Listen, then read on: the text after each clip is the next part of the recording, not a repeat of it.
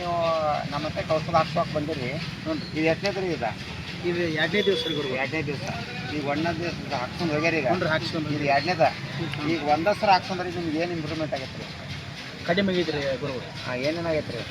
ಕಣ್ಣಾಗಿ ಎಲ್ಲ ಹೊಲಸು 2 ಕಣ್ಣಾಗಿ ಅಂದ್ರೆ ನಮ್ಮ 3 ಮಗಂದು ಮತ್ತು ನಮ್ಮ ಹೆಂಡತಿದು ನಮ್ಮದು ಎಲ್ಲ ಕ್ಲೀನ್ ಎಲ್ಲ ನಾವು ಒಂದ ಮನೆ ಅವ್ರಿಗೆ ಕ್ಲೀನ್ ಆಗೈತೆ. ಬಾ ತಮ್ಮ ಆಚೆ ಬಾ ಆಗೈತೆ. ಹಾಂ ಮತ್ತು ನಿದ್ದೆ ಆರಾಮಾಗೈತೆ ರೀ? ಆರಾಮ ನಿದ್ದೆ ನಿದ್ದೆ ಆರಾಮಾಗೈತೆ. ಮತ್ತು ಹೊರಗೆ ಬೇರೆ ಜನಕ್ಕೂ ನಾವು ಪ್ರಚಾರ ನಾವು ಮಾಡತ್ತೀವಿ ರೀ. ಮಾಡಾಕ್ತಾರೆ. ಒಳ್ಳೇದಾಗಲಿ ಎಲ್ಲರಿಗೂ ಅಂತ ಹೇಳಿ. ಹಿಂಗೆ ಹೋಗ್ರಿ ಮತ್ತು ಅವ್ರಿಗೆ ಕೇಳ್ರಿ ಸರ್. ಒಬ್ಬಗ ನಮ್ಮ ದೋಸ್ತ ಕಣ್ಣಾಗ ಸ್ವಲ್ಪ ರೀ ಅದು ಕಣ್ಣು ಕೆಂಪು ಆಗೋದು, ಕಣ್ಣು ಚೆನ್ನಾಗಿ ಹೊಡಿಸ್ದಂಗೆ ಆಗೋದು ಕೇಳಿದ್ರಿ ಅವ್ನು.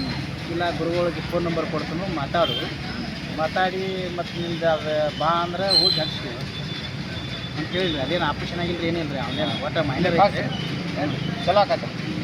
ಅಲ್ಲಿ ಮಂದಿಗೆಲ್ಲ ಹೇಳತ್ತೀವಿ ನಾವು ನಮ್ಮ ಕಿಲುಗುಡ್ದಾಗ.